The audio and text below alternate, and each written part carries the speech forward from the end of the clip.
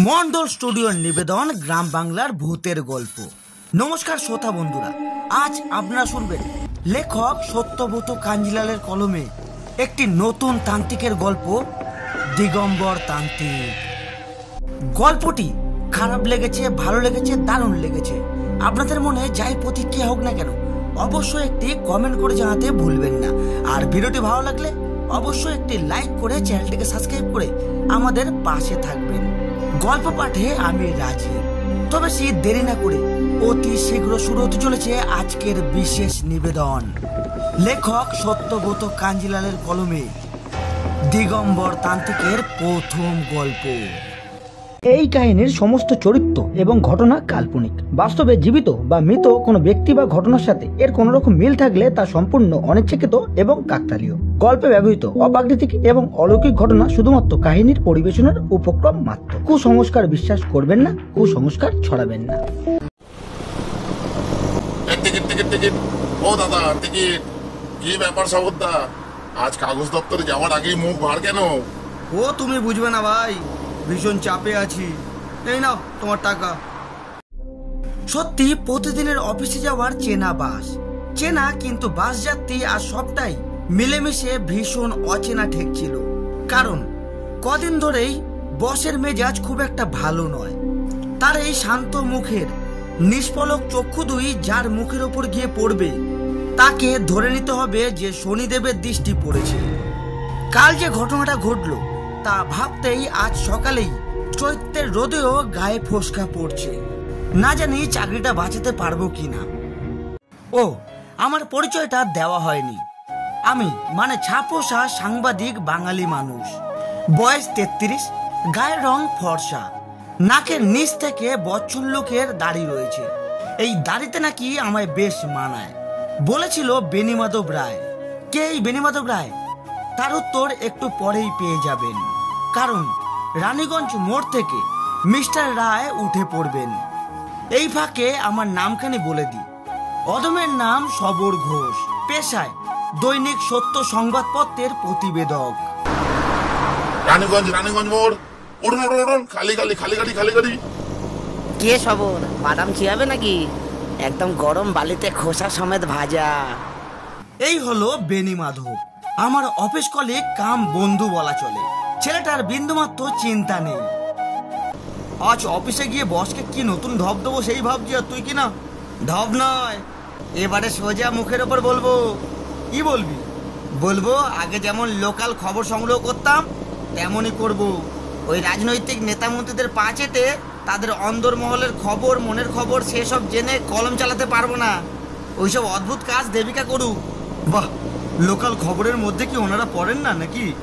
অবশ্যই পড়ে, তবে রাজনৈতিক দলের খবর আর বাড়ির খবরের মধ্যে বিস্তর পার্থক্য হয়।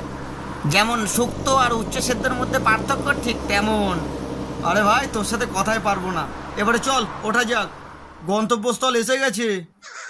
বাস থেকে নেমে হাঁটা পথে অফিসের দূরত্ব খুব বেশি নয়। খুব ধীর গতিতে হাঁটলে 5 মিনিট আর স্বাভাবিক গতিতে হাঁটলে 1.5 মিনিট লাগে। তা আমরা 1.5 মিনিটেই পৌঁছে গেলাম। গলায় আইডি ঝুলিয়ে সবেমাত্র ডেস্কে ব্যাগ রেখেছি, ঠিক তখনই রামদাস এসে বলল, বারে বাবু বুলায়া। বারে বাবু কবে? কুछ টাইম আগে আমায় বললেন রাম শ্যাম এলে পাঠিয়ে দিতে।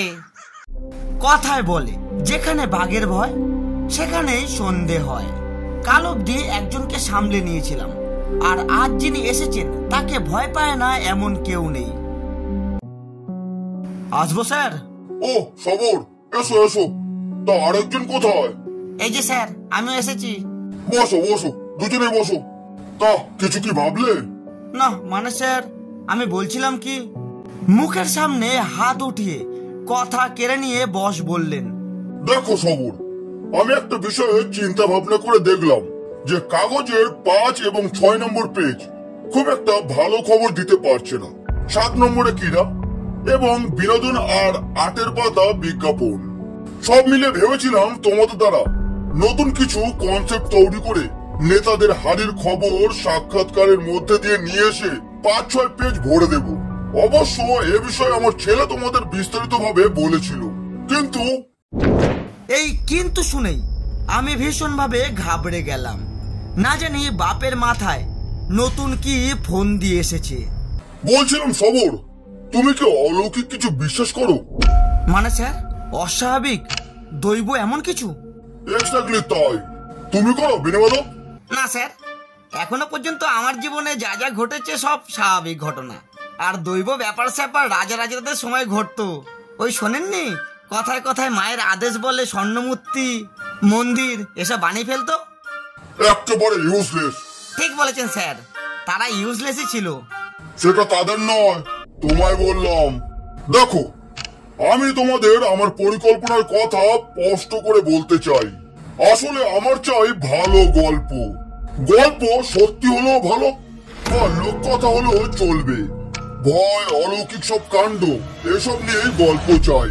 অন্যান্য সংবাদপত্রে পুরনো সব ডিটেকটিভ গল্প, কবিগুরুর ওইসব একঘেয়েমি কবিতা উপন্যাস ছাপিয়েও দিব্যি নজর কাটছে।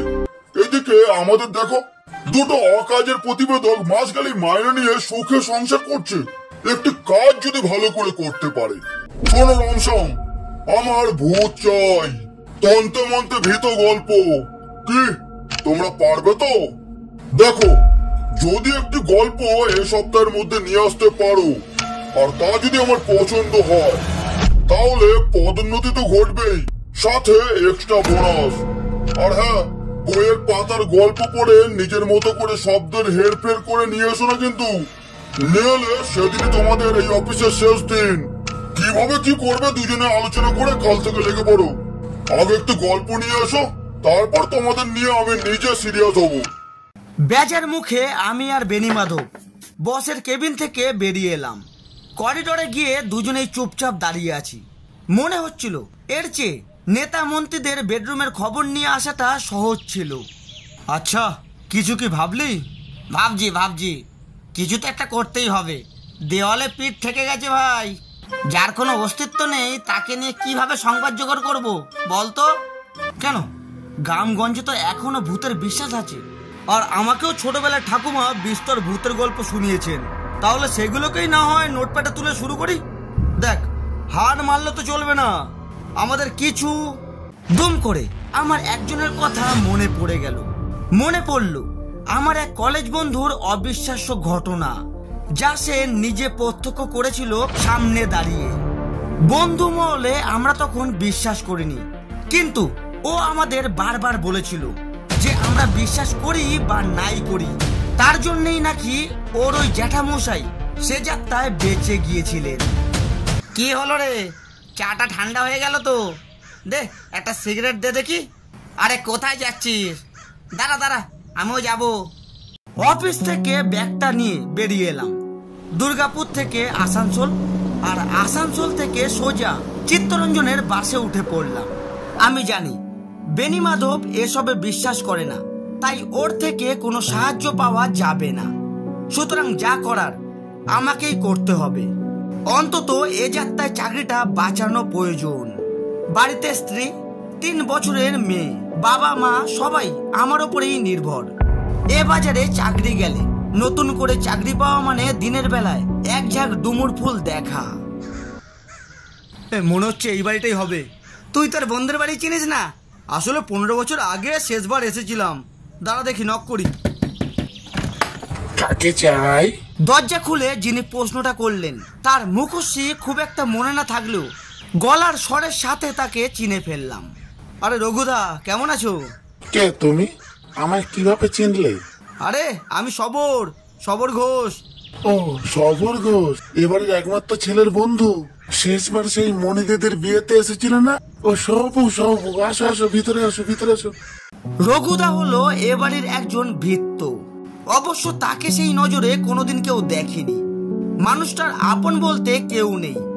সত্যেন মানে আমার বন্ধুর গ্রামের বাড়ি যেখানে, সেটায় থাকতেন।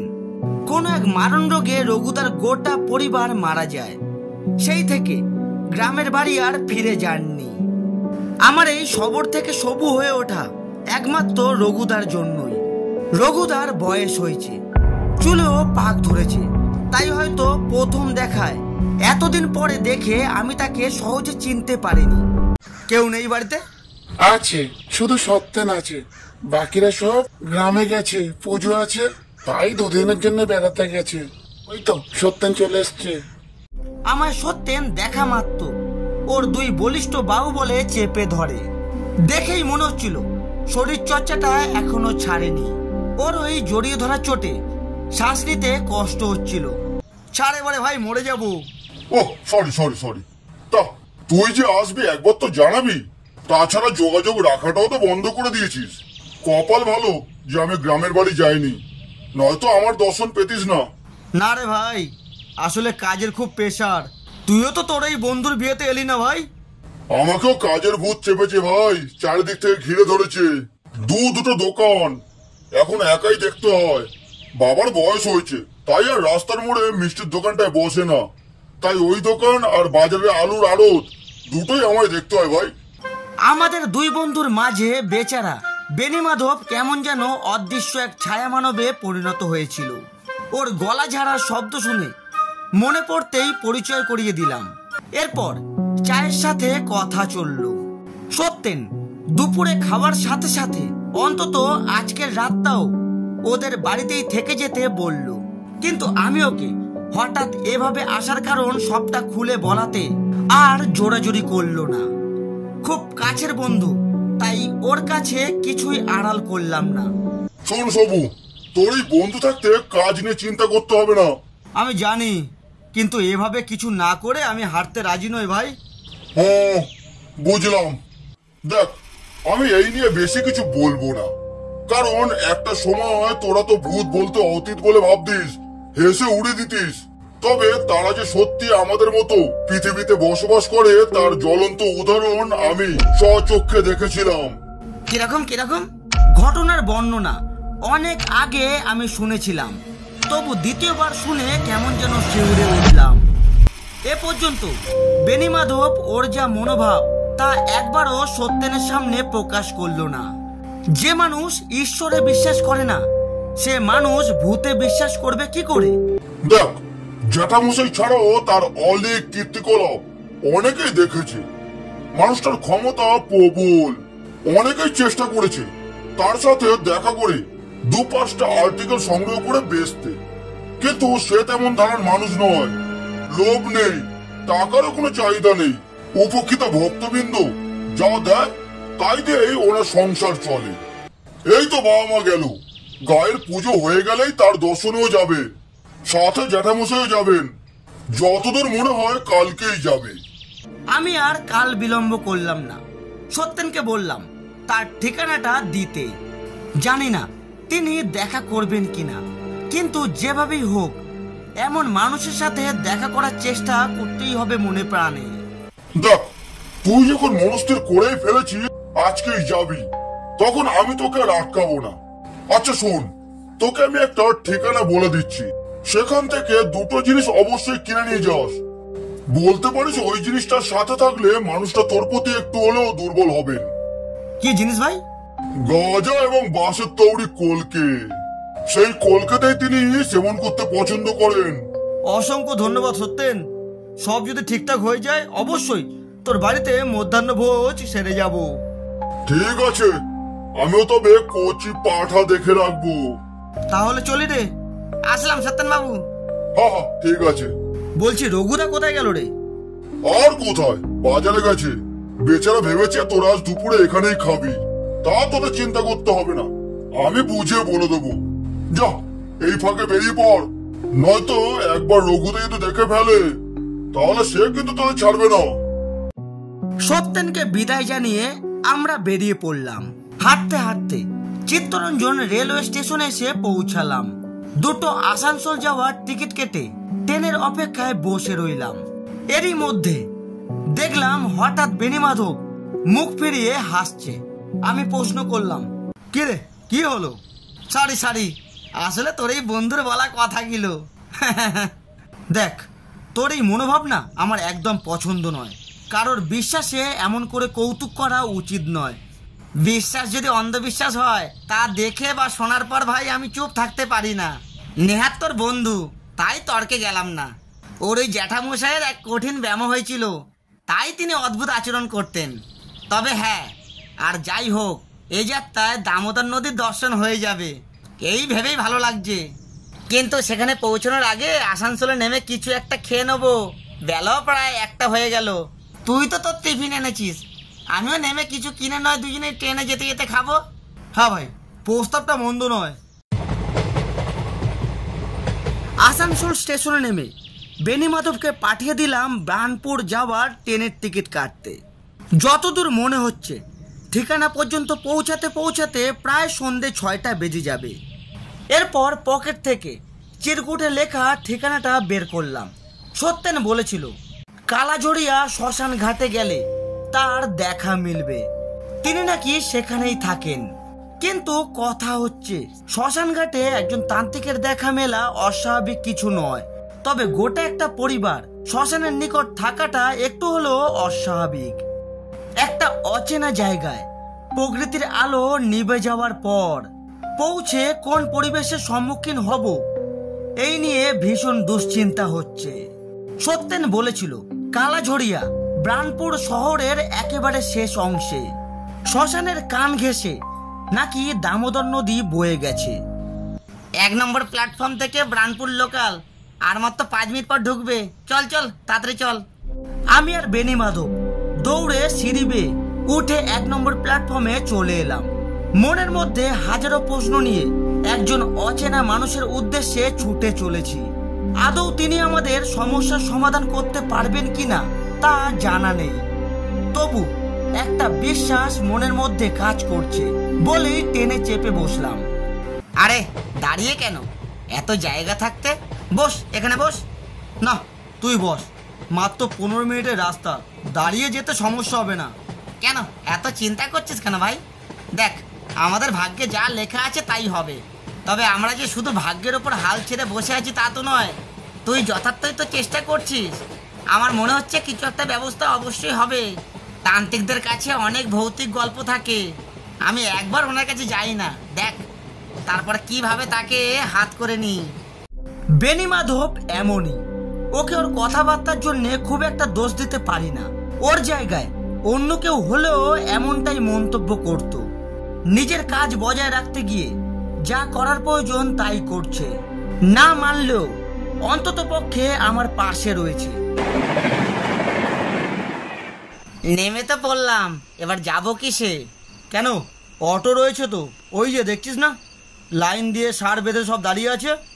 অটো চালককে কোথায় তাকে নিয়ে যেতে হবে বলতেই তিনি একটু দুঃখ প্রকাশ করলেন আর বললেন, কে মারা গেছে স্যার? এই মারা গেছে মানে? কেন, আপনারা তো কালাহাড়ি শ্মশানে যাচ্ছেন।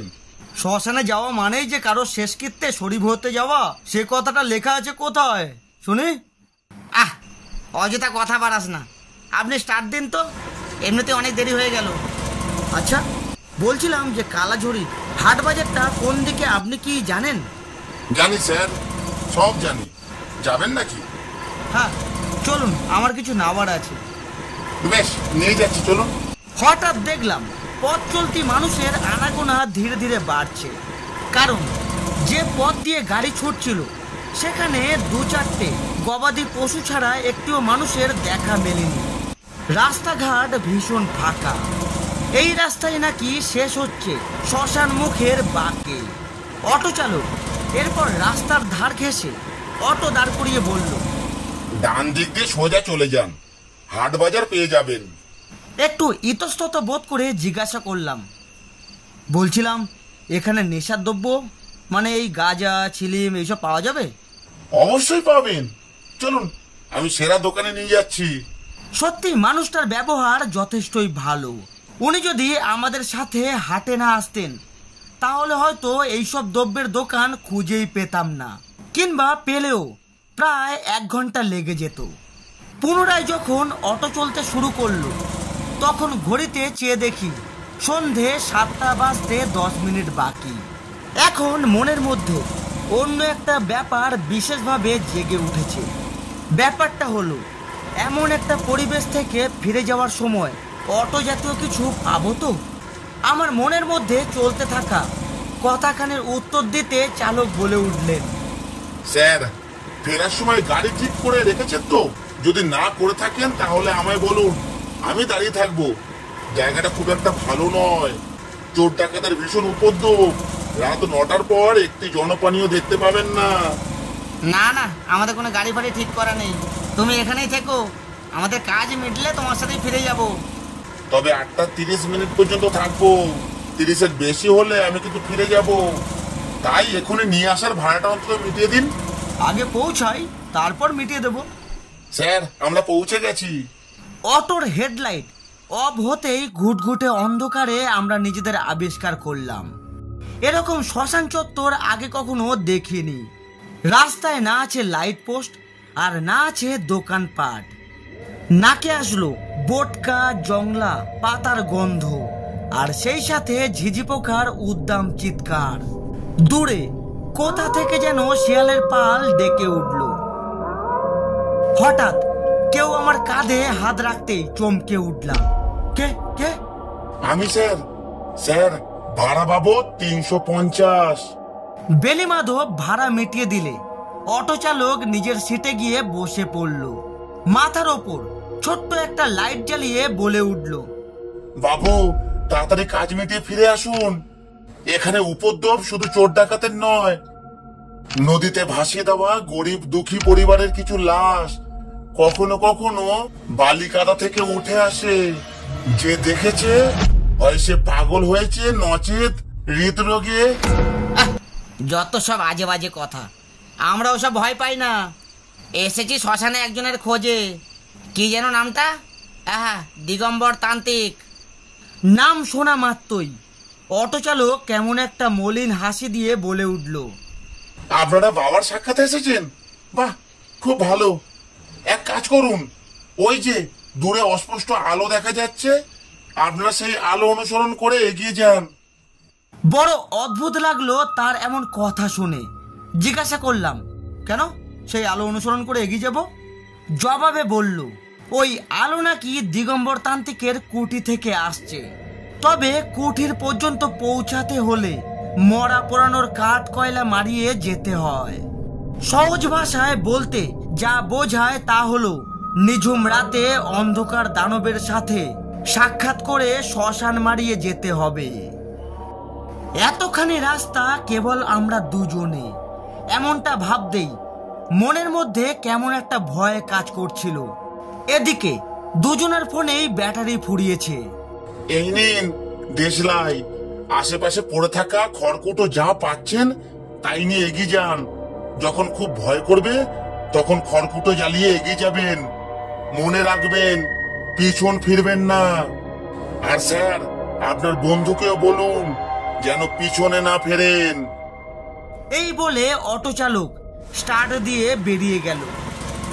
আমরা অনেক করে হাঁক ডাক করলাম, কিন্তু তার অটোর আলো ধীরে ধীরে একটা সময় মিলিয়ে গেল। একটা কথা জানেন তো, দিনের মতন রাতেরও নিজস্ব একটা ছবি আছে, আর আছে শব্দ। ছবিতে মিলেমিশে তারা কথা বলে।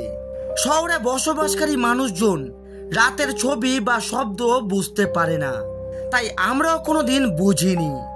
কিন্তু আজ কালো নিকষ পিচ রাস্তার শেষ অংশে দাঁড়িয়ে যখন অন্ধকার চারদিক থেকে আমাদের ঘিরে ধরেছে, তখন হালকা বাতাসে ভর দিয়ে কানে কানে কারা যেন কিছু বলে যাচ্ছে। স্পষ্ট শোনা যাচ্ছে তাদের বার্তালাপ। অজান্তেই আমরা কারোর চড়াচড়ে বাধা হয়ে দাঁড়িয়েছি। দুই বন্ধুর মুখ থেকে শব্দ তো দূর, শরীরের একটি অঙ্গ নড়ছে না। ওখানে কারা দাঁড়িয়ে? হঠাৎ পেছন থেকে ভারী শব্দে কারোর কথা শুনে বুকের ভেতরটা থরফর করে উঠল। না, পেছনে ফেরা যাবে না। শত কষ্টে সামনের দিকে পা বাড়াতে চেষ্টা করলাম, কিন্তু পারলাম না। অদৃশ্য কোনো শক্তির কারণে আমরা কিছুতেই নড়তে পারছিলাম না। এরপর যা ঘটেছিল তা আমার সারা জীবন মনে থাকবে। ছেড়ে দে, ওদের ছেড়ে দে, যেতে দে তোরা। ওরা আমার সাথে দেখা করে বলে সেই কোন সকালে বেরিয়েছে। যা তোরা যা, ওরা তোদের কোনো অনিষ্ট করবে বলে শ্মশানে আসেনি। কানে সব কথাই আসছিল, তাই ওনার কথা শেষ হতেই শরীরটা কেমন যেন হালকা বোধ হলো। হাতের আঙুল, পায়ের আঙুল, গোটা শরীরের মধ্যে সাড়া পাচ্ছি। কখন কিভাবে এমন মায়াবী বন্ধনে জড়িয়ে পড়েছিলাম তা জানি না, কিন্তু তামাক জাতীয় কিছুর গন্ধে মনে সাহস সঞ্চয় করে পিছন ফিরে তাকালাম। অন্ধকারে যতটা দেখা যায় তাতে বেশ বোঝা যায় পরনে তার মলিন ধুতি, তবে মানুষটির মুখমণ্ডল এখনো স্পষ্ট নয়। কাঁচা পাকা দাড়ি গোটা মুখে ছেয়ে আছে। দাড়ির ঘনত্ব বেশ। মুখের কাছে যতবার কলকে নিয়ে যাচ্ছে ততবার লাল শিখায় চোয়ালের উপরিভাগ অল্প বিস্তর মৃদু আলোতে দেখা যাচ্ছে। রাতভর এখানে দাঁড়িয়ে থাকবে নাকি আমার সাথে যাবে? ভয় নেই, তোমরা আমায় অনুসরণ করো। তা বলছিলাম, আপনার পরিচয়টা? ঠাকুরদা নাম রেখেছিলেন দিগম্বর, দিগম্বর মুকুটি। তবে বর্তমানের লোক সমাজে দিগম্বর তান্ত্রিক নামেই পরিচয়। যাক, শেষ পর্যন্ত মানুষটার সাথে দেখা হয়েই গেল। অবশ্য শুধু দেখাই নয়, উল্টে নিজে পথ দেখিয়ে তার নিজের কুটিরে আমাদের নিয়ে যাচ্ছে। এসো, তোমরা ভেতরে এসো। ব্যাগপত্র রেখে ওই যে পাতকুয়ো দেখতে পাচ্ছ, কাছে গেলেই দড়ি বালতি দেখতে পাবে। ঠান্ডা জল তুলে ভালো করে হাত মুখ ধুয়ে এসো, আর আমি ততক্ষণ অন্দরে গিয়ে চায়ের ব্যবস্থা করতে বলি। আমি আর বেনিমাধব কুয়োতলে গিয়ে প্যান্টের শেষ অংশ ভাঁজ করে গুটিয়ে জল তুলে পায়ে নিচ্ছিলাম। বেনিমাধব বলে উঠল, তান্ত্রিকের কুটিরটা তো বেশ বড় রে। এখানে কি সাধনা করেন নাকি সাধন ক্ষেত্র অন্যত্র? কি করে জানবো? তাছাড়া একটু আগে কি ঘটেছিল সেসব কিছু ভুলে গিয়ে তুই কিনা এখন কুটির নিয়ে পড়লি? কি আবার ঘটলো? অচেনা জায়গায় এমন একটু আধটু হয়, ওতে অত ভেবে কাজ নেই। কিন্তু আমি ভাবছি খিদে যা পেয়েছে তাতে করে আজ অল্প বিস্তর কথা বলে শহরে ফিরে গেলে বেশি ভালো হয়। এক রাত হোটেলে থেকে কাল সকালে ওনার সাথে দেখা করে নেব। বাড়িতেও তো জানাতে হবে, ফোনে চার্জও নেই, আবার এই কুঠিরেও তো বিদ্যুৎ কানেকশন নেই। হ্যাঁ ভাই, তুই ঠিকই বলেছিস। দেখি তান্ত্রিক দিগম্বরের সাথে কথা বলে।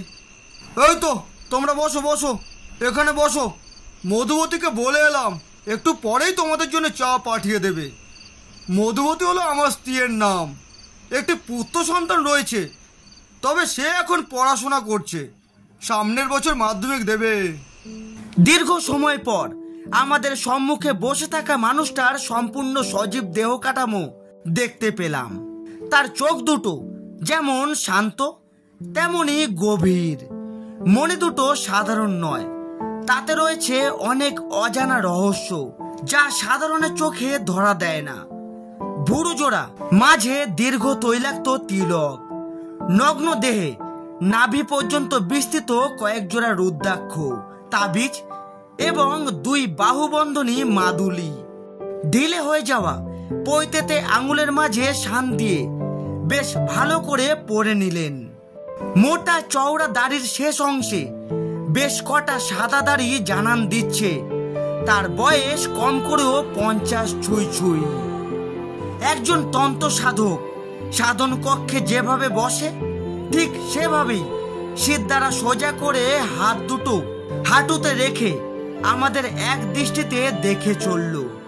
দেখো, তোমরা আমার চেয়ে বয়সে অনেক ছোট, সেই অর্থে সম্পর্কটা হওয়া উচিত আপনি তুমিতে, যা সাধারণত হয়ে থাকে। কিন্তু আমি বলি কি, ওইসব দূরত্বের সম্পর্কে না যাওয়াই ভালো। কারণ আমি যতদূর জানি তোমরা এরপরও অনেকবার এই দিগম্বরের কাছে ছুটে আসবে।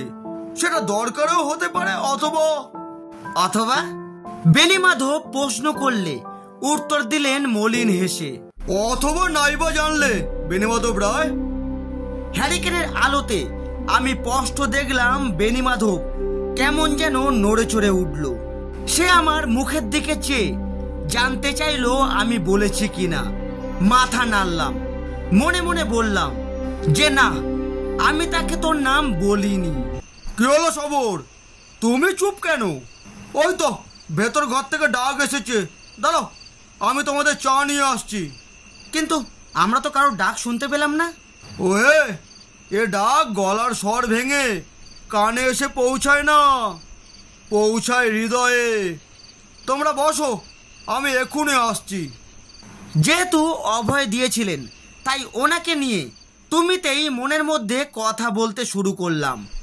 দিগম্বর তান্ত্রিক কিভাবে আমাদের দুজনের নাম জানলো, সেই সাথে বাড়ির অন্দরে রান্নাঘরে বসে থেকে ওর স্ত্রী চা বানাচ্ছে, তা যে বানানো হয়ে গেছে তাই বা কিভাবে বুঝলো।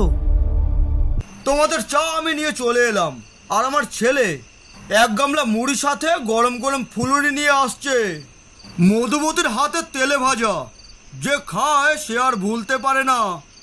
ওই দেখো আমার ছেলে। পিছন ফিরে চাইলাম, দেখলাম দু হাতে স্টিলের পাত্র ধরে একটি ছেলে আমাদের দিকে এগিয়ে আসছে।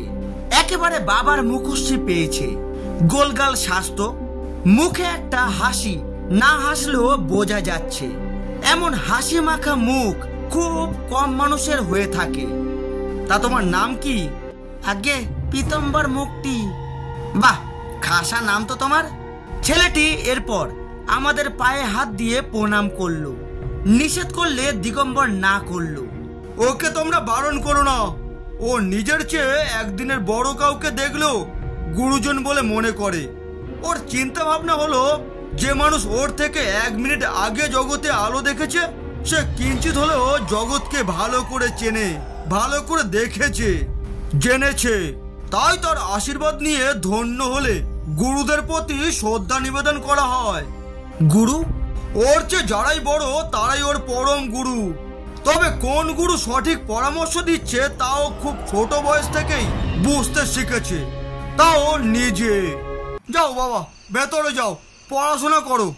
শোনো সবর, আমার এই ছেলেকে নিয়ে পরে কোনোদিন বলবো, তবে তোমরা যে উদ্দেশ্য নিয়ে আমার কাছে এসেছো তা হয়তো পূরণ হবে না। আপনি দেখছি সবই তো জানেন, নিশ্চয়ই সত্যেনবাবু আপনাকে সবকিছু ফোন করে জানিয়েছেন। তুমি দেখছি এখনো আমায় আপন করতে পারোনি। তা বেশ, আপনি করেই বলো। শোনো বেণীমাধব, আমার কাছে কোনো ওই ফোন নামক যন্ত্র নেই। তবে কে কোন উদ্দেশ্য নিয়ে আমার নিকটে ছুটে আসছে সে আমায় কানে কানে বলে দেয়। কে বলে দেয়? আমার মা, দেবী মাতঙ্গী। দেবী মাতঙ্গীর নাম এর আগেও আমি কোথায় শুনেছিলাম দেবী সরস্বতীর বিপরীত রূপ। তন্ত্রমতে দেবী মাতঙ্গী হলেন দশম বিদ্যার দেবী। দেবী কালী, তারা, ষোড়শী, ভুবনেশ্বরী, ভৈরবী, ছিন্নমস্তা, ধূমাবতী, বগলা, কমলা এবং মাতঙ্গী। কিভাবে আমি দেবীর দেখা পেলাম তা তোমাদের অন্য একদিন বলবো। তবে এখনকার কথা হচ্ছে, এই দেখো কথায় কথায় ফুলরিগুলো যে নেতে যাচ্ছে। নাও নাও, মুড়ি সহযোগে শুরু করো দেখি। বলছিলাম আজ আমরা খুব বেশি সময় এখানে আর থাকতে পারবো না। দিগম্বর, তুমি হয়তো বুঝতেই পারছো কেন এমনটা বলছি। তোমরা চাইলেই যেতে পারো, কিন্তু যে পথ মারিয়ে এসেছো সে পথ দিয়ে ফিরে যাওয়ার খুব একটা সহজ হবে না। গোটা চরাচর অন্ধকারে ছেয়ে গেছে। অমাবস্যার রাতে এই শ্মশান অশরীরী তাণ্ডবে জেগে ওঠে। তারা অপেক্ষা করে শবদাহের। লক্ষ্য করে দেখেছো, এখনো পর্যন্ত দূর থেকে রাম নাম ভেসে আসেনি। অমাবস্যার তিথিতে দিনের বেলা ছাড়া কেউ এ মুখও হয় না, বিশেষ করে রাত 9টার পর তো নয়। দিগম্বরের কথায় অটো চালককে মনে পড়ে গেল, সেও তো প্রথমে আমাদের 8:30 পর্যন্ত সময় দিয়েছিল। তাহলে হাতে কলকে নিয়ে আপনি কোথায় গিয়েছিলেন? তোমাদের নিতে বেণীমাধব, এবারে সিদ্ধান্ত তোমাদের নিতে হবে, কারণ কাল সকাল হতেই আগত কিছু মানুষের সাথে দেখা হবে। আমি কামাখ্যার উদ্দেশ্যে বেরিয়ে পড়ব। ওই মায়ের দর্শন বহুদিন করিনি, সপ্তাহখানেক সেখানেই থাকবো, তারপর ফিরে আসব। কিন্তু আমাদের হাতে তো অতদিন সময় নেই। অফিস থেকে যেই লক্ষ্য নিয়ে বেরিয়ে এসেছি তা কেবল তোমার দ্বারাই সম্ভব। প্রথমেই বলি, সম্ভব অসম্ভব কিছুই আমার হাতে নেই। একটু আগেই শ্মশান নিয়ে যা শুনলে তা নিয়ে গল্প ফেদে লিখে ফেলো। দেখো, এভাবে বারবার চমকে লাভ হবে না। আমি শেষবারের মতো বলছি, মা আমায় যতটা বলেন ততটাই জেনে থাকি। তবে এর বাইরে কারো সম্পর্কে কিছু জানা আমার পক্ষে সম্ভব নয়। আজ রাতে এই কুঠিতেই থেকে যাও। তোমাদের থাকার জন্য ভেতরের ঘরে ব্যবস্থা করে রাখা আছে। আসলে আরো একটি কক্ষ আছে, সেখানেই তোমরা রাত্রি যাপন করবে। রাত্রি 10টার মধ্যে ভাত আর কচি পাঠার ঝোল কাঠের চুলো থেকে নেমে যাবে। তা তোমরা খেয়ে নিয়ে চাইলেই নিদ্রায় যেতে পারো। আমি দিগম্বর তান্ত্রিক আর তার ক্ষমতা সম্বন্ধে তেমন কিছুই জানতাম না। তবে বন্ধু সত্যেন যে এক ফোঁটাও বাড়িয়ে কিছু বলেনি তা এখনই বুঝতে পারছি। কিন্তু চিন্তা যে একটু রয়ে গেল, বাড়িতে না জানালে খুব দুশ্চিন্তা করবে। এমনিতেও তো অফিস থেকে বাড়ি ফেরার সময় পেরিয়ে গেছে। ঠিক এইবার দিগম্বর আমার বুক পকেট থেকে অল্প বেরিয়ে থাকা মোবাইল ফোনটার দিকে চেয়ে বলল, এখনো অকেজো হয়নি। তুমি তোমার বাড়িতে ফোন করে বলে দাও অফিসের কাজে বাইরে এসেছো। সেই সাথে এও বলে দাও বেনি মাধবের বাড়িতেও ফোন করে যেন জানিয়ে দেওয়া হয় সেও তোমার সাথে আছে। ব্রানপুর স্টেশনে নামতেই দেখেছি আমার মোবাইলে বিন্দুমাত্র চার্জ ছিল না। বেনি মাধবের মোবাইলে ছিল, কিন্তু এখন ওর অবস্থা আমার মতোই। তোমায় যা বললাম চেষ্টা করে দেখো, ঠিক আলো জ্বলে উঠবে। দিগম্বরের কথা অনুযায়ী চেষ্টা করলাম, তাতে সাথে সাথে ফল পেলাম। অবাক দৃষ্টিতে তাকালাম দিগম্বরের মুখ পানে। সে মৃদু হাসছে। আমি আর বিলম্ব না করে বাড়িতে কল করলাম। স্ত্রীকে কাজের তাগিদে বাইরে রয়েছি জানিয়ে দিলাম, আর সেই সাথে এও বললাম বেনি মাধবের বাড়িতেও যেন জানিয়ে দেওয়া হয়। বেশ এতটুকু কথা হতেই সূক্ষ্ম শব্দ হয়ে লাইনটা কেটে গেল। কান থেকে মোবাইল নামিয়ে দেখি সুইচ অফ। সব ঠিক আছে তো? হ্যাঁ, বলে দিয়েছি। এবারে বলো, তোমাদের কর্মজগতে অলৌকিক কার্যকলাপের এমন কি প্রয়োজন পড়ল যার জন্য এত দূর ছুটে এলে? কথা শুনে আমি কিছু বলার আগেই বেনি মাধব পাল্টা প্রশ্ন করল, কেন, যিনি আপনার কানে কানে বলে যান তিনি সে বিষয়ে কিছু জানাননি? ওর এই রকম যখন তখন বেফাস মন্তব্যের জন্যে আমি অনেক সময় বিপদের মধ্যে পড়েছি। এই প্রথম দেখলাম দিগম্বর একটু গম্ভীর মুখ নিয়ে বেনি মাধবের দিকে চেয়ে আছে। পরিস্থিতি আমি সামাল দেওয়ার জন্য বললাম, আসলে কি জানো তো দিগম্বর, একটা সময় যখন ছোট ছিলাম তখন স্কুলে প্রতি বছর বার্ষিক ক্রীড়া প্রতিযোগিতায় 100 মিটার দৌড়ে নাম দিতাম। এমনকি 10ম শ্রেণী পর্যন্ত প্রথম থেকে 3য় স্থানের মধ্যে ঘোরাঘুরি করেছি। আমার এই স্থানগুলোতে থাকার পেছনে বাবার একটি মূল্যবান মন্তব্য লক্ষ্যে অবিচল থাকতে ভীষণভাবে সাহায্য করেছিল। আজও মনে পড়ে তার সেই কথা।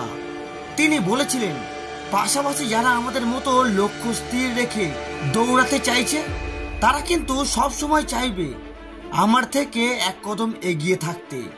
তাই আমায়ও চেষ্টা করতে হবে তাদের সেই এক কদম থেকে আরো বড় পা ফেলে নিজের লক্ষ্যের দূরত্ব কমিয়ে আনতে। যেমনটা বলেছেন তেমনটাই করেছি। খেলার জগৎ আর পড়াশোনার জগৎ এসব সুন্দর অতীত থেকে বেরিয়ে যখন মানব সভ্যতার আসল প্রতিযোগিতায় পা রাখলাম তখন বুঝতে পারলাম এখানে প্রতি মিনিটে লক্ষ্য পরিবর্তন হয়। তবে লাইনের ওপারে শীর্ষস্থান অধিকার করতে হলে নিয়ম মানার কোনো প্রয়োজন পড়ে না। প্রয়োজন পড়ে কতজনকে পদতলে মারিয়ে তুমি শীর্ষে পৌঁছেছ। আমরা সকলেই কম বেশি তাই করছি। অন্যান্য সংবাদদাতারা তাদের সংবাদপত্রে গল্পের আসর জমিয়ে ছেপে চলেছে। আমাদের বস একটু ঘুরিয়ে কান ধরার জন্য বা বলতে পারেন শীর্ষে পৌঁছানোর জন্য অলৌকিক কার্যকলাপ নিয়ে সংবাদপত্রে ছাপাতে চাইছেন।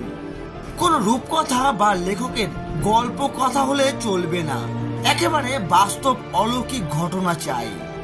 বুঝলাম, তোমার মালিক পক্ষ অন্যের অগ্রগতিতে হিংসে জ্বলছেন। অন্য কোম্পানির ভালো দেখতে পারছেন না বলেই তিনি কর্মচারীদের ওপর চোটপাট করছেন, যার দরুন নতুন কিছুর দায়িত্ব তোমাদের ঘাড়ে এসে পড়েছে। বসকে ঠিক সেভাবে দোষ দেওয়া যায় না। বিজনেস এমন এক পেশা যা কেউ কপি করতে চাইলে তাকে ঠিক 10 কদম এগিয়ে গিয়ে কপি করতে হয়। আর যা তুমি হিংসা বলছো, সেই হিংসাটাই তো একটা গোটা জগতের অর্থ ব্যবস্থাকে ধরে রয়েছে। শুধু আমার মতো কিছু মানুষ যারা না চাইতো মাঠে দৌড়ে যাচ্ছে শুধুমাত্র তাদের জন্য, যারা নিজের উন্নতির জন্য যতটা নিচে নামা যায় ততটাই নামতে পারে। সে তুই যাই বল, বড় বস আর তার ছেলে সৌরভাত সংবাদ পঠন পত্রের ডিরেক্টরের ওপর ভীষণ হিংসে করে, ওদের যেন সহ্যই করতে পারে না। কেন বলো তো? আর কেন, দুই কোম্পানির মালিক পক্ষ শরীরে একই রক্ত নিয়ে চলাফেরা করছে। এনাদের ঠাকুরদা দুই ভাই ছিলেন, পারিবারিক কোন্দল তাতেই ছন্ন ছাড়া। এতক্ষণে সবটা বুঝলাম। ও ভালো কথা, তোমার জন্য আমরা এইগুলো এনেছি। বাবা, কি করেছো কি? এই যে খাসা জিনিস এনেছো। আচ্ছা, তোমরাও কি? না না, আমাদের এসবের অভ্যাস নেই। ঠিক আছে, তাহলে আমি না হয় রাতের খাবার ছেড়ে কলকাতা ডুব দেব। বেনি মাধব কিছু একটা বলতে যাচ্ছিল, কিন্তু ওর কথা শুনবার আগেই দিগম্বর বলে উঠল, জানো তো সবর, তোমাদের এই মালিক পক্ষের ব্যবসায়িক কোন্দল বা ধরো পারিবারিক হিংসের কারণে যে নিষ্ঠুর লড়াই শুরু হয়েছে, আজ থেকে ঠিক 7 বছর আগে আমি এমন এক লড়াই খুব কাছ থেকে দেখেছিলাম। অবশ্যই লড়াই ছিল ভীষণ সাংঘাতিক। সম্পত্তি, প্রতিপত্তি, অর্থ, মনোভাব একজন মানুষকে কখন যে শয়তানে পরিণত করে ফেলে তা সে নিজেই বুঝতে পারে না। দিগম্বর এতদূর বলে থেমে গেল।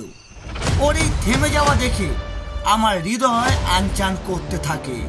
যেই মনোভাব নিয়ে এতদূর ছুটে আসা, সেই আশার আলো দেখা মাত্রই দপ করে নিভে গেল। বলবো, অবশ্যই বলবো, তবে তার আগে সামান্য নৈশভোজ সেরে নেওয়া যাক। নৈশভোজ মোটো সামান্য ছিল না। দিগম্বরের স্ত্রীকে প্রথম দেখলাম যখন উনি খাবার পরিবেশন করছিলেন। তার মুখশ্রী খুব সামান্য দেখেছিলাম, কারণ মাথায় তখন ঘোমটা ছিল। যদিও দু একটা কথাও বলেছিলেন, তবে তা যৎ সামান্য। পেট আইঢাই হয়ে এলে হাত মুখ ধুয়ে বাইরের কক্ষে কিছুক্ষণ বসলাম। ঘড়িতে তখন রাত্রি 11টা। দরজা খুলে উঠোনে এলাম। তারপর চারিদিক জুড়ে কৃষ্ণবর্ণ অন্ধকার দেখে গাটা শিউরে উঠল। সিগারেট ধরিয়ে বেনি মাধবকে জিজ্ঞাসা করলাম, কিরে, কি বুঝছিস তুই? মানুষটা মন্দ নয়, তবে আমি কিন্তু এখনো ধরতে পারলাম না যে কিভাবে আমরা তোর নাম ধাম কর্ম বৃত্তান্ত সম্পর্কে জানতে পারলেন।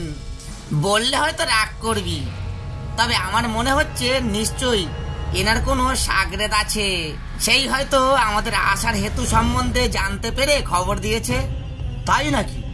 তা সেই সাগরেদ কিভাবে জানলো? তোর বন্ধুই ফোন করে বলেছে। তাহলে কাল এখান থেকে বেরিয়ে সর্বপ্রথম মোবাইলে চার্জ দিয়ে সত্যেনকেই কল করব। যদি তোর কথা মতো সত্যি কাউকে বলে থাকে তাহলে তো কোনো কথাই নেই, আর যদি না বলে থাকে তখন কিন্তু সবর। বেনি মাধব, তোমরা ভেতরে এসো, চলো ভেতরে চলো। ভেতরে ঢুকে দিগম্বরকে দেখলাম সে আমাদের দেওয়া কলকেতে মুখ লাগিয়ে দীর্ঘ টান দিচ্ছে। এরপর কুণ্ডুলি পাকানো ধোয়া ছেড়ে বলল, দেখো, আমার জীবনে এমন অনেক অলৌকিক ঘটনা ঘটে গেছে যা সাধারণের সাথে ঘটা তো দূর, তার বিশ্বাস করতেও অসুবিধা হবে। এই চোখ দুটো অনেক ভয়ঙ্কর দৃশ্যর সাক্ষী। মাঝে মাঝে চোখ বুঝলে স্বপ্নের আকারে কিছু বিদঘুটে প্রতীক্ষিত মাথার শিরা উপশিরা নাড়িয়ে দিয়ে যায়। প্রথম প্রথম খুব অসুবিধা হতো, তবে এখন আর হয় না। বলছিলাম, যদি কিছু মনে না করো তাহলে একটা প্রশ্ন করতে পারি? অবশ্যই পারো। এই যে তুমি একদিকে যেমন নিজের কুঠিরে স্ত্রী পরিবার নিয়ে সংসার করছো, আবার অপরদিকে সাধনা, এই দুই কার্যকলাপ তো একসঙ্গে করা যায় না।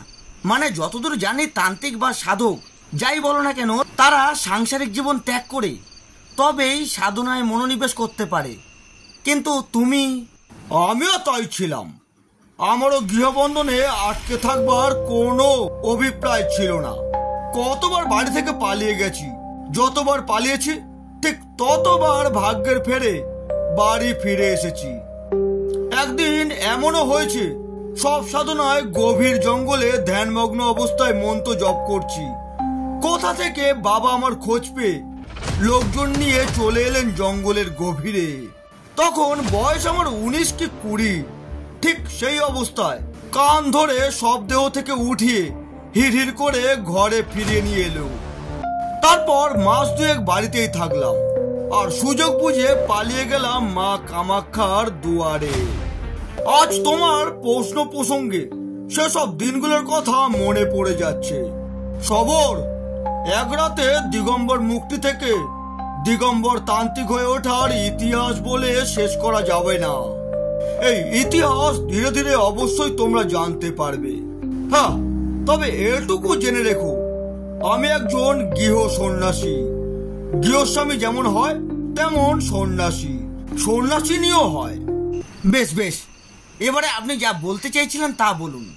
রাত্রি অনেক হলো, সারা রাত লাগবে সবটা শোনার জন্য। আমরা রাজি। হ্যাঁ, আপনি বলুন। আমাদের এক রাত না ঘুমালেও খুব একটা কষ্ট হবে না। এমনিতেই মাথার উপরে চাকরি হারাবার ভয়, আর সেই ভয়তেই ঘুম এমনিতেই উড়ে গেছে। দিগম্বর কলকেতে টান দিয়ে বলতে শুরু করলো। আমি হ্যারিকেনের আলোর শিখা একটু কমিয়ে দিলাম। আসলে এই আলোর সাথে ভাব ভালোবাসা অনেক ছোটতে ছিল, আর এখন নেই বললেই চলে। সে কারণে অতিরিক্ত জ্বলন্ত শিখা চোখে ধাঁধা লাগিয়ে দিচ্ছে। আজ থেকে ঠিক 7 বছর আগে তখন আমি পুরুলিয়ার এক প্রত্যন্ত গ্রামে সেখানকার শ্মশানে আশ্রম নিয়েছি। সাথে আমার 4 জন সাগরেদ ছিল। কাশি থেকে ফিরে আসার সময় ওই 4 জন আমার মধ্যে কি দেখেছিল জানি না, কিছুতেই আমার সঙ্গ ছাড়ে না। বলে কিনা আমার পদতলে থাকতে চায়। সে যাগ্যে তখন আমি মায়ের দেওয়া অলৌকিক শক্তি কিভাবে নিজের মধ্যে অধিষ্ঠান করে নিয়ন্ত্রণে রাখা যায় তার যথাসাধ্য চেষ্টা চালিয়ে যাচ্ছি। রাতভর যজ্ঞ করে মাকে সন্তুষ্ট করে ধীরে ধীরে সেই শক্তি নিয়ন্ত্রণেও আনছি। হঠাৎ এক গভীর রাতে আমি তখন চোখ বন্ধ করে এক মনে মাকে ডেকে চলেছি। আমার অন্তর্দৃষ্টিতে সাদা কুণ্ডলিনীর ভেতর থেকে মা বলে উঠলেন, সামনে নাকি বিশাল ঝড় উঠতে চলেছে, এই ঝড়ে আমার প্রাণ সংশয় হতে পারে। এরপর এক দমকা বাতাসে যজ্ঞের আগুন নিভে গেল। কতগুলো বাদুড়ের দল ডানা ছটফট করে মাথার ওপর খুব কাছ থেকে উড়ে গেল। সেই সাথে কোথা থেকে একটা মরা কাকের কাটা মাথা ধূপ করে নিভে যাওয়া কুণ্ডুলির মধ্যে পড়ে মাংস পোড়া গন্ধে চরাচর ভরিয়ে দিল। লক্ষণটা আমার ভালো ঠেকছিল না। পরপর অশুনি সংকেতের মানে কি জানতে চাইলাম, কিন্তু মা আমায় কিছুই জানালেন না। আমার এক সাগরেদ তন্তকিয়ার সময় শ্মশানের বাইরে থাকে। সে লক্ষ্য রাখে যাতে রাতের বেলায় শ্মশানের এদিকটায় কেউ প্রবেশ না করে। সেই সাগরেদ দৌড়ে এসে আমার নিকট দাঁড়িয়ে বলেছিল, বাবা, আপনার সাথে দেখা করতে কারা যেন এসেছে। যারা এসেছে তাদের বল দিনে আসতে। এই সময় আমি কারোর সাথে দেখা করি না। বাবা, আমিও তো জানি, আর সে কথাই বলেছিলাম। তবে ওনাদের আচরণ দেখে মনে হলো তারা ভীষণ বিপদে পড়েছে। একসঙ্গে 4টি মানুষ কান্না করে চলেছে। আমার মন তখন ভীষণ অস্থির ছিল। মায়ের এমন সংকেত মূলক সাবধান বার্তা, কাকের কাটা মুন্ডুর আহুতি, সব মিলিয়ে যেন ভীষণ ক্ষিপ্ত ছিলাম। দুম করে রেগে মেগে বলে বসলাম, 4 জন কেন, 400 জন কান্না করলেও আমার এখন দেখা করার কোনো ইচ্ছে নেই। তারা যে কাজে এসেছে তাদের বল দিনের বেলায় আসতে। আমি তখন বুঝতে পারিনি আমার ওই সাগরেতের পিছু নিয়ে যারা দেখা করতে এসেছিল তারাও এসে পড়বে। অন্ধকার থেকে কেউ একজন বলে উঠল, বাবা, এভাবে বলবেন না। আপনি আমাদের ফিরিয়ে দেবেন না। একমাত্র ভরসা আপনি। সব চেষ্টা করে দেখেছি, কিন্তু কিছুতেই কিছু হচ্ছে না। একটিবার আমার কথা শুনুন বাবা, একটিবার। একজন একজন করে 4 জন এ বলে আমার কথা শুনুন, তো সে বলে আমার। আমি তখন আর না পেরে বললাম, ওদের যেন আমার কুঠিরে নিয়ে যাওয়া হয়। এই কুঠির গ্রামের কিছু মানুষজন চাটাই আর খড়ের ছাউনি দিয়ে বানিয়ে দিয়েছিল। অনেক কটা দিন থাকতে হবে বলে খোলা আকাশের নিচে রাত্রি যাপন করব তা তাদের চোখে ভালো লাগছিল না, তাই এই কুঠির বানিয়ে দেয়। যজ্ঞ যখন পণ্ড হলো তখন আর দ্বিতীয়বার চেষ্টা করলাম না। হাত পা ধুয়ে কুঠিরে প্রবেশ করলাম। অপরিচিত চারজন আমায় দেখা মাত্র প্রণাম করতে আসলো। পদতলে একজনের হাত পড়া মাত্রই সমস্ত শরীরের মধ্যে যেন তরঙ্গ খেলে গেল। ছিটকে সরে এলাম। কি হলো বাবা, আপনি আমাদের প্রণাম গ্রহণ করছেন না কেন? প্রণাম গ্রহণ করবো কি রে বেটা? তোদের ওপর কোনো অপশক্তির প্রভাব পড়েছে? সেসব এখন বাদ দে, আগে বল সমস্যার সূত্রপাত কিভাবে হলো? বাবা, আমরা জানতাম আপনি ঠিক বুঝতে পারবেন। দাদাকে আমি অনেক আগে থেকেই বলেছিলাম যে এ কোনো স্বাভাবিক ব্যাপার নয়, কিন্তু সে আমার কথায় আমল দেয়নি। এখন সব শেষ হতে বসেছে। ছোট ঠিক কথাই বলেছে বাবা। বাবা, ভুল আমারই ছিল। চোখের সামনে অদ্ভুত সব কাণ্ড দেখেও না দেখার ভান করেছি। বনিতা না করে যা বলার সোজাসুজি বল, তবে শুরু থেকে বলবি। যেই চারজন পুরুষ আমার নিকট এসেছিল তারা ছিল 4 ভাই। বর্ধমান জেলার কোন এক পূর্ব জমিদারের 3য় বংশধর। তাদের সময়ে জমিদারি না থাকলেও ছিল প্রভাব প্রতিপত্তি। 4 ভাই মিলে বিভিন্ন রকম ব্যবসা চালাতো, ফলে অর্থ সম্পদ কম ছিল না। সমাজের এমন উচ্চবিত্ত মানুষদের কাছে আমার মতো সাধারণ তান্ত্রিকের কি এমন দরকার পড়লো তা শোনার জন্য আমি খুব উদ্গ্রীব হয়ে উঠেছিলাম। বাবা, আমরা 4 ভাই আর আমরা সবাই বিবাহিত। আমার 2 কন্যা সন্তান আছে। মেজর 1 ছেলে, আর সেজরও 1 ছেলে আর 1 মেয়ে। আর ছোটর এই বছর বিয়ে হয়েছে। বাবা অনেক আগেই মারা গিয়েছেন। মা 2 বছর হলো ইহলোক ত্যাগ করেছেন। সত্যি কথা বলতে কি বাবা, মানুষজন আমাদের মিলেমিশে এক বাড়িতে হাসি খুশি থাকতে দেখে বেশ অবাক হতো। একটা প্রশ্ন সবার মধ্যে কাজ করত যে এ কি করে সম্ভব? ঝগড়াঝাটি নেই, মান অভিমান নেই, সাংসারিক কোন্দল নেই, কেউ চোখেও দেখেনি। 4 ভাই ধীরে ধীরে ব্যবসার প্রসার গোটা বাংলায় ছড়িয়ে দিচ্ছে। না, এসব কানাঘুষো শুনে আমরা কোনোদিন কোনো মন্তব্য করিনি, কারণ 5টা লোক 5 রকম কথা বলবে, এ তো স্বাভাবিক। কিন্তু কি জানেন তো বাবা, আজ থেকে ঠিক 3 মাস আগে শুরু হলো কেমন সব ব্যাখ্যাহীন ঘটনা। ছোটর মোটর টাওয়ার কারখানায় গভীর রাতে আগুন লেগে গেল, সব যন্ত্রপাতি পুড়ে ছাই হয়ে গেল। নেহাত ইন্স্যুরেন্স ছিল, তাই কোটি টাকার লোকসান থেকে বেঁচে যায়। পরে ভালো করে পরীক্ষা করে দেখা হলেও কেউ কিছু বুঝতে পারে না যে আগুন লাগলো তো লাগলো কি করে। বিদ্যুৎ বিভ্রাটও হয়নি। রাতে 2 জন পাহারাদার থাকে, তারা কোনো নেশাভান করে না। কারখানার বাইরে ছোট একটা ঘর আছে, সেখানে বসে থেকে পাহারা দেয় আর মাঝে মাঝে টহল দেয়। ওদের মধ্যে থেকে একজন বলেছিল রাত 2টো নাগাদ কেমন যেন কালো হাওয়া কারখানার চিমটি দিয়ে ভেতরে প্রবেশ করতে দেখে। চোখের ভুল এমনটা মনে করে অমল দেয়নি। তো এটা সে কখন বলেছিল? ঘটনার 2 দিন পরে বাবা। তারপর? ওই ঘটনা সামলে নিতে না নিতেই আমাদের বড় বড় 5টি ট্রাক রাস্তা ভিজে থাকার দরুন নিয়ন্ত্রণ হারিয়ে উল্টে যায়। তাতে ছিল আড়তদারের চালের বস্তা, যা পাশের রাজ্যে নিয়ে যাওয়া হচ্ছিল। এরপর আড়তদার সমস্ত ক্ষতিপূরণ আমাদের থেকে বুঝে নিল। একদিকে 5খানা ট্রাকের খারাপ অবস্থা, সাথে আমার একজন ট্রাক ড্রাইভারও মারা যায়। সব মিলিয়ে কোটি টাকার ধাক্কা।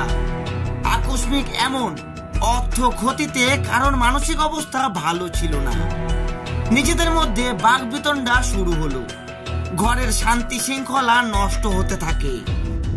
বাড়ির বউয়েরা পর্যন্ত কেমন একটা খিটখিটে স্বভাবের হয়ে গেল।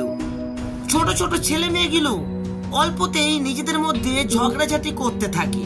কেউ বই লুকিয়ে দিচ্ছে, কেউ আবার স্কুলে যাবে না বলে দরজায় খিল তুলে দিচ্ছে। রাগারাগিতে কাচের বস্তু সামগ্রী রোজ ভাঙছে। দেখতে দেখতে আমাদের সুখের সংসার কেমন একটা ছন্ন ছাড়া সংসারে পরিণত হলো। সকল ব্যবসায় একসঙ্গে মন্দা ভাব। বাড়িতে ফিরলেই একের পর এক অভিযোগের পাহাড়। সেই 1 মাসের মধ্যেই সব যেন হাতের বাইরে চলে যাচ্ছিল। ব্যবসা থেকে পরিবার কাউকেই আমি বা আমাদের 3 ভাই সামলাতে পারছিলাম না। বাইরের লোক সমাজ ভাব বদলে বিরূপ কথা বলতে শুরু করলো। তারিখ মনে নেই, তবে দিনটি ছিল শনিবার। বাড়ির বড় বউ মানে আমার স্ত্রী ভোরের দিকে রান্নাঘরে ঢুকেছিল সেজ বৌমার মেয়ের দুধ গরম করতে। বর্তমানে সেই আমার বাড়ির সব থেকে কনিষ্ঠ সন্তান। ভোরবেলা রান্নার লোক আসে না, সে আসে সকাল 7টায়। প্রতিদিন মিতা দুধ গরম থেকে সকালের চা কফি নিজেই সবার জন্য বানায়। সেদিন ভোরবেলা তাই করার জন্য রান্নাঘরে ঢুকেছিল। সেই ভয়ঙ্কর ঘটনাটি ঘটার পর ও আমাদের সকলকে বলেছিল দুধ নাকি যত ফুটতে থাকে ততই নীলাভ বর্ণ ধারণ করতে থাকে। ও দৃশ্য দেখা মাত্রই ভীষণ ভয় পেয়ে যায়, চিৎকার করে সকলকে ডাকতে থাকে।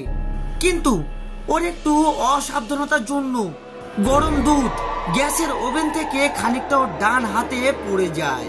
সেই অবস্থাতেও ওভেনের সুইচ বন্ধ করে কোনো মতে বসে পড়ে। এরপর যতক্ষণে আমরা পৌঁছাই ততক্ষণে মিতা জ্ঞান হারিয়ে ফেলে। জ্ঞান ফিরলে সবটা শুনি এবং আমি নিজে রান্নাঘরে ঢুকে দুধের বাটি ওর চোখের সামনে ধরি। কারণ ও যে ভুল দেখেছে সেটা ওর সামনেই প্রমাণ করা আবশ্যক ছিল। কিন্তু বাবা, মিতা সব দেখেও মানতে নারাজ। কেমন একটা আতঙ্ক ওকে ঘিরে ধরেছিল। বাড়ির ছোট বউ পায়ে মলম লাগিয়ে দিলেও ওর জ্বালা পোড়া কমে না। সারা দিন রাত অনর্গল বলে চলেছিল যে ভীষণ জ্বালা করছে। আশ্চর্যের ব্যাপার হলো এই জ্বালা সেই পুড়ে যাওয়া ক্ষতস্থানের নয়, জ্বালা হচ্ছিল পেটে। ডাক্তার ডেকে আনা হলো। সে পরীক্ষা করে দেখলেও কোনো খারাপ লক্ষণ খুঁজে পাওয়া যায় না। একটা ব্যথার ওষুধ আর ঘুমের ইঞ্জেকশন দিয়ে আমায় বলল ওগুলো নাকি ভয়জনিত কারণে মিতার অমন মনোভাব। রাতে ভালো করে ঘুম হলে সব নাকি ঠিক হয়ে যাবে। বাবা, সেই রাত ছিল ওই বাড়ির সব থেকে শান্ত রাত। কারণ তারপর থেকে ওটা আর বাড়ি নয়, অলৌকিকভাবে নরকে পরিণত হয়েছে। সকালে উঠে মিতার মাথায় হাত বুলিয়ে দিয়ে দেখি ও বেশ বেঘরে ঘুমাচ্ছে। একবার পায়ের কাছে গিয়ে ক্ষতস্থান দেখার জন্য পা ঘোরানো মাত্রই চমকে উঠলাম। দেখলাম ক্ষতস্থান শুকনো তো দূর, ক্রমশ নীল বর্ণ ধারণ করেছে। পায়ের গোড়ালি থেকে নীল বর্ণ ধীরে ধীরে ওপরের দিকে উঠে আসছে। বাড়ির সকলকেই ডাকলাম। সবার একটাই মত যে মিতাকে তৎক্ষণাৎ হাসপাতালে নিয়ে যাওয়া দরকার। কিন্তু বাবা, হাসপাতালে নিয়ে যাওয়ার পরেও মিতার শরীরের অবস্থার অবনতি ঘটতে থাকে। ঘুমের ইঞ্জেকশনের দরুন সেই যে ঘুমিয়েছে আর ঘুম ভাঙেনি। ওই নীলাভ বর্ণ ধীরে ধীরে কালো হতে থাকে। মিতার শরীর থেকে রক্ত মাংস কোনো এক মারণ রোগ দ্রুততার সাথে শুষে নিচ্ছিল। বিদেশ থেকে ডাক্তার এসেও রোগ ধরতে পারে না। ওর শরীর ক্রমশ ধনুকের ন্যায় বাঁকতে শুরু করে। ওই দৃশ্য আমার মনে পড়তে কষ্টে বুকটা ফেটে যাচ্ছে। 1 সপ্তাহের ভেতরেই মিতার শারীরিক কাঠামো জরাজীর্ণ কালো কঙ্কালসার দেহে পরিণত হলো। শুধু শ্বাস ওঠানামা করে, চোখ খোলে না। এরপর 10 দিনের মাথায় বেশ গভীর রাতে হাসপাতাল থেকে ফোন আসে। রিসেপশন থেকে জানালো মিতার জ্ঞান ফিরেছে। শুধু আমিই নয়, আমার 3 ভাইও আমার সাথে হাসপাতালে ছুটলো। মিতাকে চোখ খুলে তাকাতে দেখে আমার ভীষণ আনন্দ হচ্ছিল। কিন্তু ও আমাকে দেখা মাত্রই প্রচন্ড ভয়ে চোখ বন্ধ করে কাঁপতে শুরু করে। বিড়বিড় করে মন্ত্রের মতো বলতে থাকে, কি বিভৎস! ও আমায় শেষ করে দেবে। স্বপ্ন ছেড়ে বাইরে বেরিয়ে এসেছে। প্রতিনিয়ত আমায় শুষে নিচ্ছে। ওই ভয়ঙ্কর শয়তানটা তোমার পিছনে দাঁড়িয়ে আছে। ওই দেখো, হাসছে। আমায় বাঁচাও। শুনেছো? তুমি শুনেছো? আমায় বাঁচাও। মিতা, মিতা কি হয়েছে তোমার? এই তো আমি। ও মিতা, চোখ খোলো না, চোখ খোলো মিতা। তুমি চলে যাও এখান থেকে। আমি আর বেশি দিন নেই।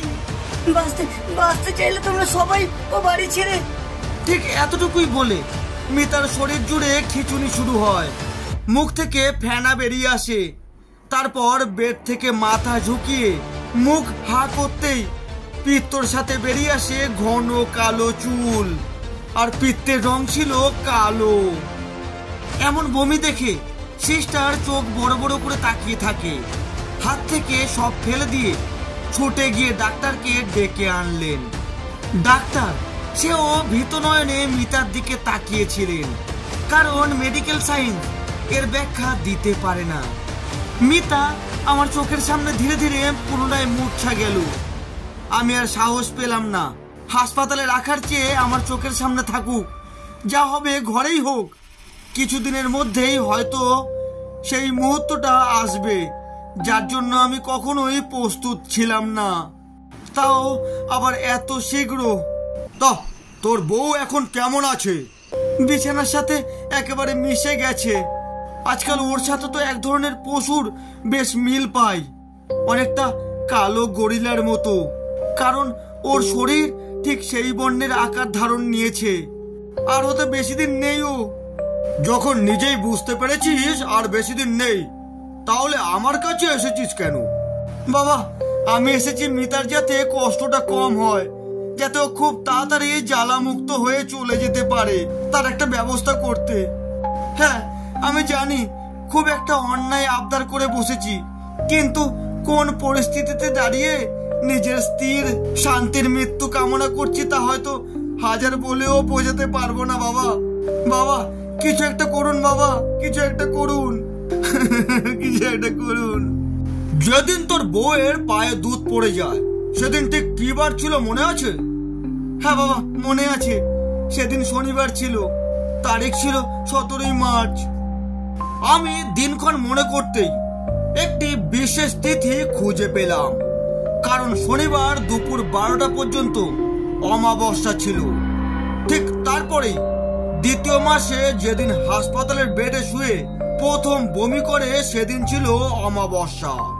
কিন্তু বাড়ির বড় ছেলেকে যখন তৃতীয় মাসের অমাবস্যার দিনে মিতার সাথে আর কোনো কিছু ঘটেছে কিনা জানতে চাইলাম, তখন ওর থেকে আর কোনো বিরূপ মন্তব্য শুনলাম না। অর্থাৎ মিতার সাথে আর কিছু ঘটেনি। তাহলে আমি যা মনে করছিলাম তা কি ভুল?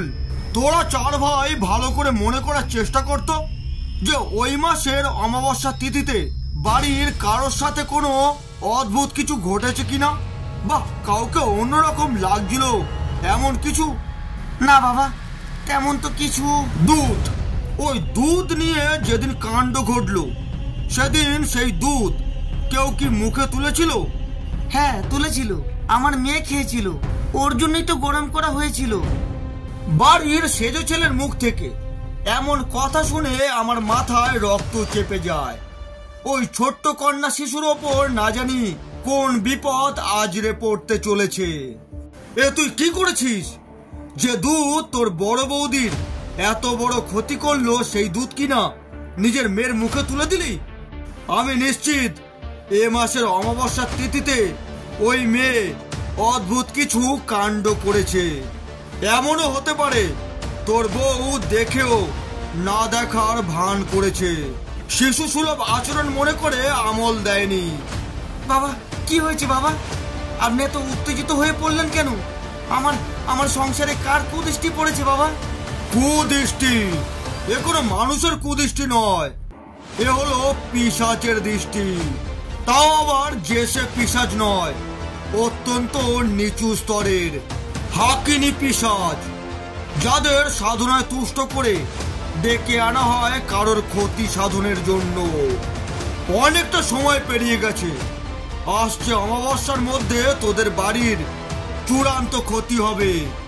অর্থনৈতিক দিক থেকে শুরু করে অকাল মৃত্যু পর্যন্ত নেমে আসবে। তোরা কেউ বাঁচবি না হাকিনীর থেকে। ধনে প্রাণে শেষ হয়ে যেতে বসেছিস তোরা। প্রথমে মিতা, তারপর সেই কন্যা সন্তান, ওদের ওপরই অন্তিম বিপদ সবচেয়ে আগে আজরে পড়তে চলেছে। বাবা আপনার পায়ে পড়ি বাবা, ওই নিষ্পাপ মেয়েকে বাঁচান বাবা। আমি আমার মিতাকে হারাতে চলেছি, কিন্তু আমার ভাইয়ের, না বাবা পারবো না, অমন দৃশ্য দেখতে পারবো না। শান্ত হ তোরা, এখানেই বস দেখি, আমি এক্ষুনি আসছি। আমি তখন মায়ের পূজাস্থান থেকে পবিত্র মাটি আর ফুল দিয়ে একটা মাদুলির মধ্যে গেঁথে দিলাম। তাতে ভালো করে মোমের প্রলেপ দিয়ে ফিরে এলাম কুঠিরে। এনে বাড়ি পৌঁছেই এটা তোর মেয়ের গলায় পরিয়ে দিবি। মিতার যাতে শরীরের কষ্ট কমে তার জন্য এই ফুল দিচ্ছি। আপাতত ওর বালিশের নিচে রেখে দিস। আমি ঠিক 2 দিন পর তোদের বাড়ি যাব। নিশ্চিত থাক এই 2 দিন নতুন করে কোনো অনিষ্ট হবে না। তবে এই 2 দিন তোদের 4 জনকে আমি ভাববার মতো সময় দিলাম। কি ভাববার সময়? পূর্বে এমন কারোর কি কোনো ক্ষতি করেছিস যে তোদের এত বড় সর্বনাশ করার জন্য উঠে পড়ে লেগেছে? তাকে চিহ্নিত করা বিশেষভাবে প্রয়োজন। এখন যা, ফিরে যা তোরা, যা যা ফিরে যা। অনেকক্ষণ পরে দিগম্বর এবার থামলো। আমি দিগম্বরকে থামতে দেখে এবার একটা প্রশ্ন করলাম। আচ্ছা দিগম্বর, হাকিনি ঠিক কেমন ধরনের পিশাচ? পেদলোকের অত্যন্ত নিচু স্তরের পিশাচ এরা। এদের বোধ বুদ্ধি পশু শ্রেণী হলেও ক্ষমতা প্রচন্ড। সাধক দীর্ঘদিন ধরে সাধন কক্ষে বসে ভিন্নভাবে পিশাচ তন্ত্রক্রিয়ায় খুশি করার চেষ্টা করে। একবার সাধকের সাধনায় সন্তুষ্ট হলে তবেই হাকিনীদের আবির্ভাব ঘটে। মূলত এই ধরনের পিশাচকে নরকদ্বার খুলে আহ্বান জানানো হয় বিশেষ কারোর ক্ষতি সাধনে। সাধক যেমন ভাবে বলবে ঠিক তেমন ভাবেই একটু একটু করে কষ্ট দিয়ে তিলে তিলে সেই মানবকে মেরে ফেলবে। যদি কোনো কারণে পিশাচ ব্যর্থ হয়, সম্ভাবনা কম, কিন্তু কোনো কোনো ক্ষেত্রে হয়, যেমনটা আমার সাথে ঘটেছিল। আমি হাকিনীকে বাধা প্রদান করেছিলাম। ফলস্বরূপ কি? 4 ভাই এবং তার পরিবারের শেষ পরিণতি কি হলো তা সম্পূর্ণ শোনা হলেই ফলস্বরূপ কি ভয়ঙ্কর পরিণতি হলো তা নিজেরাই বুঝতে পারবে। তা ঠিকানা আমার জানা ছিল। সেই রাতে বড় ভাই তাদের বাড়ির ঠিকানা জানিয়ে গিয়েছিল। সচরাচর আমি যদি কোথাও গিয়ে সাধনার জন্য বসি তখন আমি কারোর কথায় কোথাও যাই না। অথচ ওই 4 ভাই আর ওদের পরিবারের অমন আকস্মিক বিপদের সূত্রপাত আর তার পরিণতির কথা চিন্তা করে কিছুতেই নিজেকে আটকে রাখতে পারলাম না। গায়ের মানুষদের জানিয়ে আমি স্থান ত্যাগ করলাম। তবে যাওয়ার আগে যজ্ঞের ছাইদানে চেয়ে দেখলাম সেখানে কোনো আতপোড়া কাকের মুন্ডু নেই। বুঝলাম এটা মায়েরই আগাম সতর্ক বার্তা ছিল। যে লক্ষ্যে যাচ্ছি তা সহজ নয়। চোখ দুটো বুঝে বোচকা কাঁধে নিয়ে দেবী মাতঙ্গীকে স্মরণ করলাম। মা তুই দেখে নিস মা, তোর এই সন্তান তোর অন্য সন্তানদের বিপদ মুক্ত করতে চলেছে। ভালো মন্দ বুঝি না মা, সব তোর ওপর ছেড়ে দিলাম। কই রে চল তোরা। আসছে অমাবস্যা আসতে তখনও অনেক সময় বাকি ছিল। আমি জানতাম ঠিক এর পরের অমাবস্যায় গভীর রাতে 2টো প্রাণভোমরা খাঁচা ছাড়া হতে চলেছে। কিন্তু সে রাত আসবার আগে বাকি দিনগুলোতে জ্বালা যন্ত্রণা বা মৃত্যু ভয় না থাকলেও অন্যান্য ক্ষয়ক্ষতির আশঙ্কা বেড়ে যাবে। কারণ এই মাদুলি আর ফুল হাকিনী দেখতে পাবে। তাতে ক্রুদ্ধ হয়ে বাড়ির অন্যান্য সদস্যদের ওপর কুড়ো দৃষ্টি নিক্ষেপ করবে। রাস্তায় দুর্ঘটনা, বাড়িতে আগুন, পা পিছলে পড়ে গিয়ে রক্তাক্ত অবস্থার সম্মুখীন হতে হবে। একমাত্র রক্ত, অঝোর ধারায় রক্ত বেরিয়ে যাওয়া না দেখলে হাকিনীর ক্রোধ শান্ত হবে না। সেই সাথে আরো একটা ব্যাপার হলো, যেই সাধক তাকে পাঠিয়েছে সেই সাধক সবটাই জানতে পারবে। সে মন্ত্রবল বাড়িয়ে হাকিনীকে আরো শক্তিশালী করে তুলবে। গোধূলি বেলায় আমি আমার 2 শাগরেদকে নিয়ে বিশাল বড় বাড়ির সদর দরজায় গিয়ে দাঁড়ালাম। 2 জন দ্বাররক্ষী আমায় দেখে প্রণাম করে 2টো টাকা এগিয়ে দিল। আমি না করলাম না, নিয়ে নিলাম। মনিবকে গিয়ে বলো আমি এসেছি। বাবু আপনাকে চেনেন? ক্ষমা করবেন বাবা, আমরা বুঝতে পারিনি। আমি এক্ষুনি ভিতরে গিয়ে বলছি। তখন আমি বাড়ির চৌকাঠ তো দূর, দরজার ভেতরে পর্যন্ত পা ফেলিনি, কিন্তু একটা অদ্ভুত বাতাস দক্ষিণের দরজার ভেতর থেকে আসতে থাকে। প্রকৃতির চেনা মিষ্টি বাতাস ছিল না, তাতে খুব বাজে আষ্টে গন্ধ ছিল। মাথার ওপরে মুক্ত গগনে চেয়ে দেখলাম কতগুলো বক বাড়িটির ওপর থেকে উড়ে না গিয়ে কিছুটা তফাতে গিয়েই দূর আকাশে পাড়ি জমালো। খানিক পরেই বাড়ির অন্দর থেকে অনেকেই বেরিয়ে এলো। কিছু মানুষকে 2 দিন আগে রাতে শ্মশান ঘাটে দেখেছিলাম, বাদবাকি মেয়ে বউদের সাথে সেই প্রথম দেখা। আহ, মনে কি ভক্তি তাদের। বাবা ভিতরে চলুন। হ্যাঁ বাবা, আপনার চরণ ধুলি পড়লে আমাদের সব অমঙ্গল দূর হবে। তা কি হয় মা, আমিও যে তোদেরই মতো একজন, যার আশীর্বাদে সব ঠিক হতে পারে। তোরা তাকেই স্মরণ কর। বড় আশ্চর্য লাগলো বাড়ির সকলে যখন আমায় প্রণাম করলো। এবারে কিন্তু শ্মশানে যা ঘটেছিল তার হলো না। স্বাভাবিক স্পর্শ উপলব্ধি করেছিলাম। আমি উঠানের আশেপাশে ফুলের চারা গাছগুলো দেখলাম, কেমন যেন নেতিয়ে গেছে। মালি জল দিচ্ছে, অথচ তার মুখে বেশ চিন্তার ভাব। কি হয়েছে, গাছ সজীব হচ্ছে না কেন? আগে ঠাকুর মশাই, কিছুই তো বুঝতে পারছি না। বাগানের পিছন দিকের বড় বড় গাছগুলো পর্যন্ত শুকিয়ে যাচ্ছে। এই তো কাল রাতে 2টো কলা গাছ পড়ে গেল, অথচ এই কলা গাছগুলো কয়েক মাস আগে পর্যন্ত কান্দি কান্দি কলা নিয়ে শক্ত হয়ে দাঁড়িয়ে থাকতো। আমের মুকুল ঝরে পড়েছে, বোধহয় ওই গাছও আর বাঁচবে না। ঠাকুর, আমি বেশ বুঝতে পারছি এ বাড়িতে তাদের দৃষ্টি পড়েছে, নয়তো বড় বউঠান। এই বলে মালিক কাঁদতে কাঁদতে জলের বালতি হাতে চলে গেল। মনটা বড় ভারাক্রান্ত হয়ে উঠল।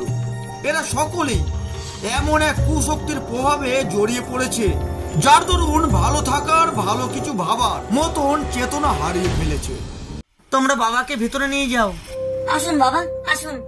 আমি বাড়ির আধুনিক ব্যবস্থাপনা, শৌখিন জিনিসপত্রের দিকে ফিরেও চাইনি। বোঝকা না নামিয়ে বাড়ির বড় বউ যে ঘরে রয়েছে সে ঘরে যেতে চাইলাম। সেদিন রাতে তোরা 4 ভাই মিলে শ্মশানে গেলি, নিজেদের সমস্যার কথাও বললি, কিন্তু পরিচয় দিয়ে এলি না। আরে বাবা, নামগুলো তো জানা প্রয়োজন। হ্যাঁ, তবে বাড়ির বড় বউয়ের নাম অবশ্যই বলেছিলি। বুঝলে সবর, কোন মানুষের অন্তরে যদি প্রবল বেদনা থাকে, তখন তাকে যতই তুমি স্বাভাবিক করার চেষ্টা করো না কেন, সে ভেতর থেকে স্বাভাবিক হতে পারে না। আমার এই নাম জানতে চাওয়ার অছিলায় 4 ভাই জোরপূর্বক মিষ্টি হাসির সাথে লজ্জিত বোধ করলো। আসলে বাবা, ওই সময় মাথায় ঠিক ছিল না, তাই বলতে ভুলে গেছিলাম। আমার স্ত্রীর নাম তো আগেই জেনেছেন। আমার নাম হলো আমি জানি, বসন্ত। শুধু তোর নয়, এই বাড়ির সকলেরই নাম জানি। আশ্চর্য হওয়ার মতো কিছু নেই। ধরে নে, আসবার পথে পথ চলতি মানুষদের থেকে জেনেছি। এবারে নিয়ে চল আমাকে। সিঁড়ি ভেঙে ওপরের ঘরে উঠে গেলাম। তবে যতই এগিয়ে যাচ্ছি ততই যেন আষ্টে গন্ধ তীব্রতা বেড়েই চলেছে। এ গন্ধ আর কারোর নাকে আসবে না। মায়ের আশীর্বাদে কোথাও কোনো অশুভ শক্তির ইঙ্গিত পেলে তা আমি বাতাসে মিশে থাকা গন্ধে ধরে ফেলি। বসন্ত একটু দরজার সামনে এগিয়ে দাঁড়িয়ে পড়ল। বসন্ত, তুমি এখন নিচে যাও। বাবা, আমি না, মানে যদি কোনো দরকার। যদি একান্তই আমার দরকার পড়ে তবে আমার সাথে যারা এসেছে তারা ঠিক বুঝে নেবে। তুমি এখন নিচে যাও। বসন্ত গুটি পায়ে সিঁড়ি ভেঙে নিচে নেমে গেল। আমি দরজা স্পর্শ করতেই মাথাটা আমার কেমন যেন তড়িৎ বেগে ঘুরে গেল। পায়ের নিচের মেঝে দুলে উঠল। চোখ দুটো বন্ধ করে মায়ের মন্ত্র উচ্চারণ করলাম। কোনো এক অসীম শক্তি আমাকে পিছন দিক থেকে আটকে রেখেছে। কিছুতেই সে দরজা ঠেলে ভেতরে যেতে দিচ্ছে না। একটা সময় বাঁধন আলগা হলো, না চাইতেই কর্কশ শব্দে দরজাটা খুলে গেল। সেই আষ্টে ভোটকা গন্ধ তীব্র ঝাঁঝালো হয়ে নরক পরিবেশে আমায় স্বাগত জানালো। ঘরে প্রবেশ করতেই গাটা শিউরে উঠছিল। অস্পষ্ট কালো ছাওয়ায় মিশে থাকা এক নর পিশাচকে দেখলাম। তার সূক্ষ্ম সাদা চোখের বদলে দাঁত বের করা হাসি দেখলাম। প্রচন্ড আক্রোশে হাসি থামিয়ে আমার দিকে চেয়ে আছে। সে আমায় আকার ইঙ্গিতে বুঝিয়ে দিতে চাইল যে ওর লক্ষ্য এখন স্থির।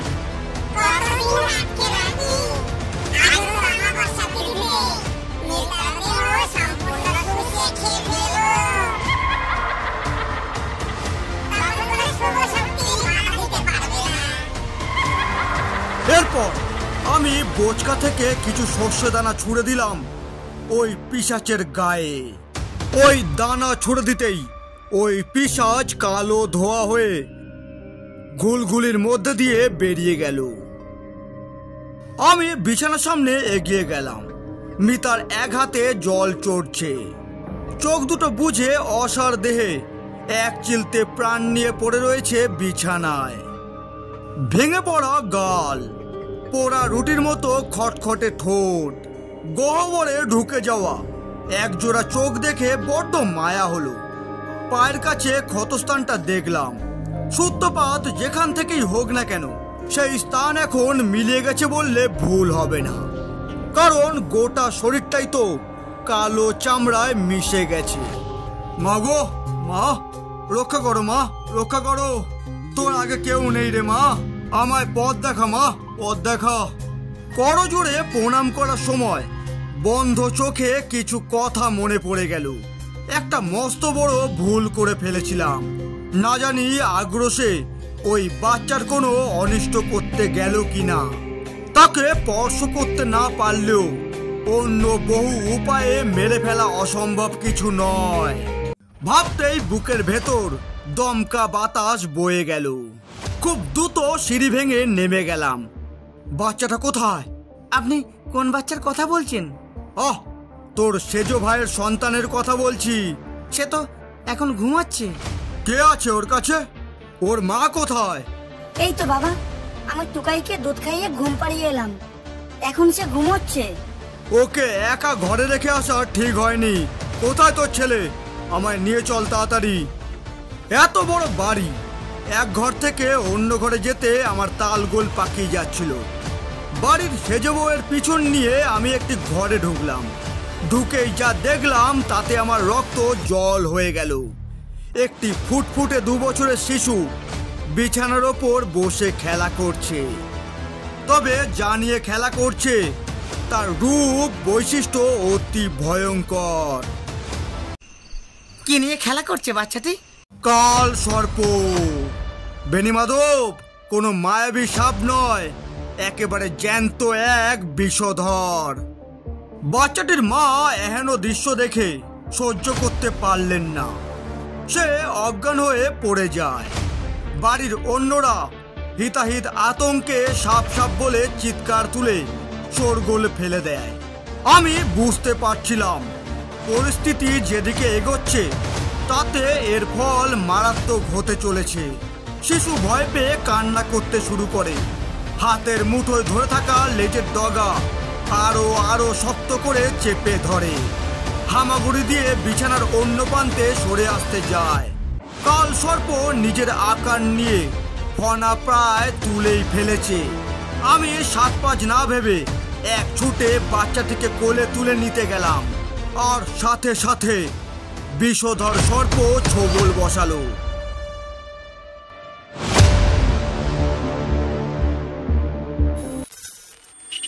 মন্ডল স্টুডিওর নিবেদন গ্রাম বাংলার ভূতের গল্প। নমস্কার বন্ধুরা, আজ আপনারা শুনছিলেন লেখক সত্যব্রত কাঞ্জিলালের কলমে দিগম্বর তান্ত্রিকের প্রথম গল্প সূচনা পর্ব। গল্পটি কেমন লাগলো অবশ্যই একটি কমেন্ট করে জানাতে ভুলবেন না। আর ভিডিওটি ভালো লাগলে অবশ্যই একটি লাইক করে চ্যানেলটিকে সাবস্ক্রাইব করে আমাদের পাশে থাকবেন।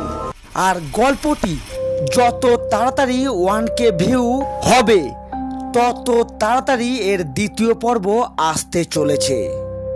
আজ এতটুকু, দেখা হচ্ছে আরো একটি হাড় হিম করা ভূতের গল্প নিয়ে।